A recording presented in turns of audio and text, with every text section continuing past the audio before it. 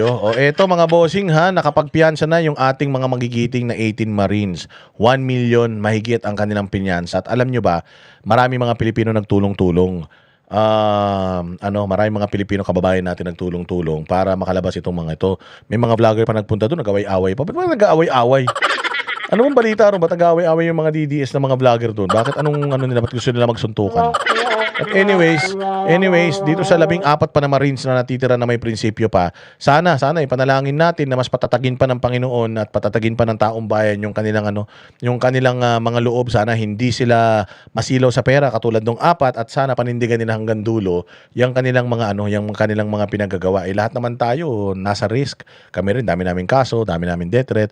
So we're all at risk, pero ganun din kailangan natin lumaban para dito sa kahayupan nito mga nasa gobyerno na ito. So palakpakan natin yung 14. Hindi natin alam kung may babaliktad pa dito. Sana wala na. Sana hindi sila matempt sa pera. Pero congratulations and salamat din doon sa Pasay RTC kasi kahit Sabado pinrocess yung kanilang mga dokumento at sila ay nakapagpiyansa. Tapos makapagpiyansa ng higit 1 milyong piso ang mga inarestong dating bagman umano ni Zaldico para sa kasong perjury. Hinala ng kanilang abogado tila sinadya raw patagalin ng korte ang paglaya ng tinaguriang Maleta Boys. Nasa frontline ng balitang yan si Gio Robles.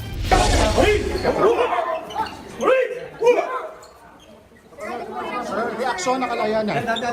Masaya, sir, masaya. Salamat sa inyong suporta lahat. Pasado, 1:00 ng hapon kanina nang makalaya na pansamantala ang 10 nagpakilalang dating bagman ni Zaldico. Inaresto sila kahapon matapos bigong makapagpiyansa para sa kasong perjury. Pero bago yan, ang kanilang legal counsel na si Attorney Levito Baligod dismayado. Tila sinadya raw kasing patagalin ng korte bago makalaya ang kanyang mga kliyente. Biyernes ng umaga pa raw sila tumungo sa Las Piñas Regional Trial Court. Ang ipinagtataka pa niya, bakit may mga dagdag na dokumentong hinihingi sa kanila bukod sa bail money. Kaya na supposed to be 2 oras lang natapos na sana. No? And nalulungkot din ako dahil as a law practitioner, as a litigator, nalulungkot ako na nagkaroon ng ganitong irregular and unusual na proseso. Inupuan nila yung bail application yesterday. Wala pang tugon dyan ang Branch 202 ng Las Piñas RTC. Samantala, bit-bit ang kanilang release order, sinalubong ng hiyawan ng mga taga-suporta ang 10 Maleta Boys nang makalabas. Yan, di ba? Palakpakan natin mga bossing. Grabe yung suporta, sabi ko sa inyo, itong mga vlogger na itong mga masisipag na mga vlogger dyan sa labas ng Senate, kung saan man nandoon yung mga kaganapan, mga presscon, laging mga nandiyan dyan. Abay, napakagagaling ninyo, palakpakan sa inyo. Kasi nanawagan si Levi Baligod Sabi ni Levi Baligod, punta naman kayo rito kasi ginigipit kami. Hindi na-approve yung kanilang bail ngayon dahil mga hinahanap na dokumento. So, mukhang ikukulong sila ng buong weekend. Napakadelikado Pag pinasok mo kasi sa kulungan yung mga yan, medyo delikado, baka madisgrasya yung mga yan. So, mabuti na lang din at yung Pasay RTC, kahit na medyo na-delay ng isang araw, kahit weekend, nakapagpiyansa. Kasi katulad si Jason nahuli siya Biyernes, nakalabas siya, parang Lunes na o Martes. Kasi yung kay Jason inabot pa ng Lunes na hindi, Biyernes yung Biyernes yung holiday. Huwebes siya nahuli, nakalabas siya Lunes. So 3 araw pa siya sa kulungan. Kasi nakalagay doon, no bail. No bail pa yung nakalagay sa kanya, samantalang cyber libel man lang yun. Tapos marami pang iba. Yung mga natin, kasamahan natin, sila June Abinis, ganun din ang nangyari sa kanila. Hinuhuli sila weekend para makulong kasi bailable man yung mga kaso. So para makulong ka ng 1-2 araw. Siguro baka sakali mapalambot ka nila or anything, pero ganun ang ginagawa ngayon Kaya talagang sabi ko nga ako nakakainis lang kasi kung itong mga korte na ito ay naiimpluwensyahan ng mga korap sa gobyerno, delikado 'yan. Napakadelikado niyan, pero matatakot ba tayo? Hindi, laban lang. Sige lang. Sa piitan, 3 sa mga dating bagman lang ang nakapagpiyansa kahapon. Kinumpirma ni Baligod na 4. Ay, nandyan si Jocelyn Mahinay. Banateros malupit yan.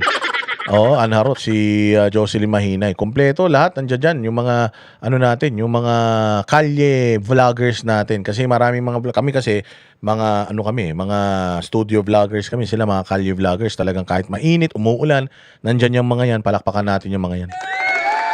Hinal na 18 bagman ang bumawi sa kanilang mga naunang paratang. Katunayan, umabot daw sa milyon-milyong piso ang umano'y inalok sa mga bagman para bumaliktad sa nauna nilang testimonya. Pinakita ni Baligod ang umano'y screenshots ng mga alok na ito. Kabilang daw sa mga umano'y nanuhol ang 2 retired PNP generals na dating namuno sa CIDG, pati na rin ang ilang aktibong pulis at dating police officers na umano'y naging security personnel din ni Zaldico. It started from 5 million, 8 million, 10 million, up to, yun na nga, 20, 25 million.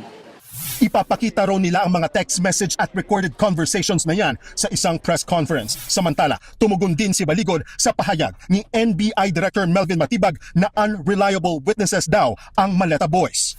Everything that Matipag says is unreliable also because he was appointed as NBI Director precisely to become a political operator of the powers that be. He is not a professional investigator. He is more of a political operator. No? Higit 1 milyong piso ang kabuang piyansa ng Oy, Gio Robles. Kasama ko sa gym to si Gio. Lalaki yan. May kembot yan. 10 dating sundalo na bahagi umano ng halaga ay galing mismo sa bulsa ni Baligod habang ang iba naman ay ambag ng kanilang mga taga-suporta. Sa August 14 ang nakatakdang court hearing ng mga dating bagman sa Las Piñas Regional Trial Court para sa 4 counts ng perjury na isinampa laban sa kanila ni na Alam mo, yung ano nila, yung sinasabi nila na si Baligod daw may pera na binabayad sa kanila. Bayaran daw sila ni Baligod. Ngayon, bumaliktad sila sa kabila ng binabayaran sila ni Baligod. Anong ibig sabihin nun? Mas malaki binayad sa kanila. Let's say, for example, Baligod is paying these people para mag-testify. Oh, anong problema dun? Baligod is not from the government. Baligod is not using government fund or government funds to finance itong mga statement ng mga ito. Let's say for example, totoo na binayaran ni Baligod lahat ito. Hindi na ba makapangyarihan yung mga wala na bang pwedeng maging katotohanan doon sa mga pwede nilang sabihin? Di ba may statement pa rin sila? Meron pa rin naman sila mga ebidensya and they're willing to testify. Regardless kung sino nag-finance sa kanila, nagbibigay ng allowance sa kanila, ang importante meron silang expose and this expose has to be heard. Kailangan marinig itong mga expose na ito at malaman totoo ba ito o hindi. Regardless, may nagpapakain sa mga to, wala nagpapakain sa mga ito. Kasi si Baligod, di man siya taga-gobyerno. Si Baligod, ano ba siya? Duterte ba siya? Di naman. Si Baligod, may pwesto ba sa gobyerno? Wala naman. Si Baligod, may pera ba ng gobyerno ang ginagamit para dito? Wala naman. So, walang violation doon. And let's say, for example, bumaliktad yung apat dahil binabayaran sila ni Baligod. O, ba't sila bumaliktad? Binabayaran na nga kayo, bumaliktad pa kayo. Ibig sabihin, mas malaki binayad ng mga magnanakaw sa kanila, kaya sila bumaliktad. Tama o mali? Tama o mali? Oh, kasi sino ba nagbabayad ng piyansa ng mga to? Si Baligod at saka kung sino man yung mga sumusuporta kay Baligod. So, ibig sabihin, ginagastosan talaga ni Baligod to. Inamin din naman ni Baligod na talagang ginagastosan ko tong mga to. Kaya lang, hindi ko sila binigyan ng milyon-milyon katulad ng kumakalat. But, gumagawa ko ng paraan, naglilikom ako ng funds sa matinong paraan para i-finance yung mga piyansa ng mga ito, yung mga pamasahe ng mga ito, kung saan-saan probinsya. Gago ba kayo? Wala namang kapasidad yung mga yan. Anak ng tinapay. So, let's say, for example, binabayaran ni Baligod ang mga to. So what? So what? Ang importante, yung mga testimonya ng mga ito, totoo ba o hindi? Paano natin malalaman? Totoo o hindi yung testimonya nila kung hindi nyo didinggin? Tama? Dinggin natin. O tapos, kapag nakita natin na mali yung kanilang mga sinasabi, o sino nagfa-finance sa kanila, si Baligod, o di ipakulong natin si Baligod. Ipakulong natin si Baligod na nagdi-destabilize sa gobyerno, ginugulong gobyerno kung sino-sinong tinuturo, di ganun. Diba? Napakahina nyo naman mag-isip, mga bossing. Party List Representative Laila De Lima, dating National Security Advisor Eduardo Anyo, dating Senador Antonio Trillanes at Bucor Chief Gregorio Catapang. Una nang iginiit ni Ombudsman Remulla na ang kampo ni dating House Speaker Martin Romualdez ang nasa likod ng pagbawi ng testimonya ng Ivy Rosena, salamat kaayo ha. umano'y mga bagman. Pero pinabulaanan niya ni Romualdez sa halip. Pinakita lang daw ng pagbaliktad ng mga bagman na walang katotohanan at gawa-gawa lang ang mga akusasyon laban sa kanya. Oh, style nyo bulok. Panginoon nyo, nagbulahan pa kayong dalawa. Kayong dalawa lang din naman yan. Madami pa kayong mga pautot, mga buwisit kayo. Mga walang hiya kayo.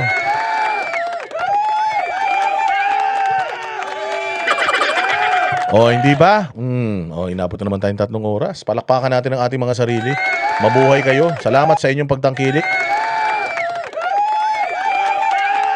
Anong oras na ba? O, imagine ninyo, alas 3 na madaling araw. Ang sipag natin, ha? O, sige, pag maaga ako nagising mamaya, magla-live tayo ulit. Marami pa akong mga balita rito, eh. O, naibabalita pa natin. Para naman yung weekend natin may katuturan. Diba? O, maraming salamat sa lahat ng mga mapupunta sa langit. Lahat ng mga badateros na mapupunta sa langit dahil nag-share sila ng kanilang blessing dito. Magkita-kita tayo doon. Magkakaiba lang tayo ng level.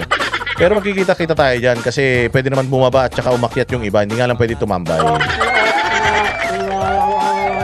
Oh, sana napasaya ko kayo at sana naging masaya ang araw ninyo. Naging nakakatawa yung mga balitang pinanood natin. Mabuhay kayo. O wag tayo masyadong magpapa-apekto kahit na puros katarantaduhan yung mga yan. Gawin nating nakakatawa at pagmumurahin natin ng mga hindot na yan. Yun lang ang kaya nating gawin. Mantakin mo, pang-aabusin nila sa atin, sagad-sagad. Tapos gusto nila maging mabait pa tayo sa kanila. Ulul. O sige na, maraming salamat sa inyo. Kita-kita po tayo ulit sa susunod na vlog, ha. I-upload natin tong video na to. Pag-upload natin ng video na to, panoorin nyo ulit, i-share ninyo para kumalat sa lahat ng mga bobo sa Pilipinas. Mabuhay ang bayang Pilipinas. Kita-kita po tayo ulit sa susunod na vlog. Kami ang boses ng masa, hindi natatakot. Katotohanan lang, di kami nalulunod.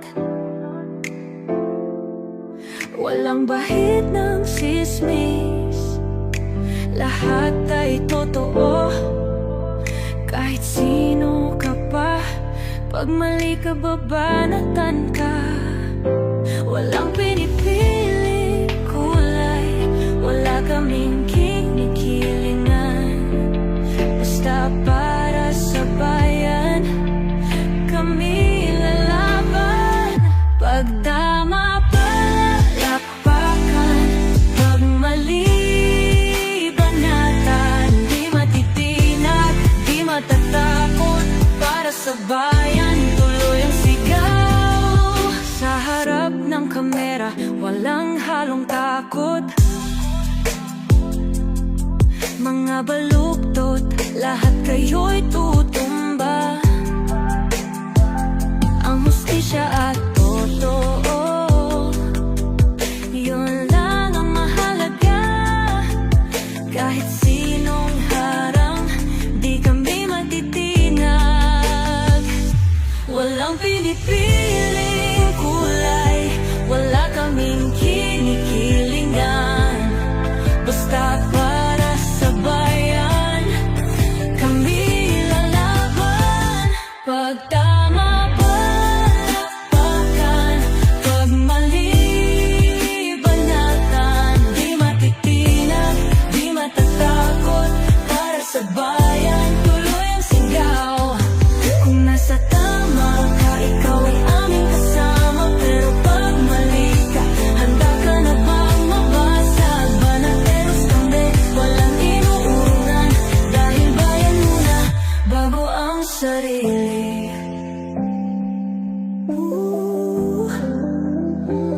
Bago ang sarili.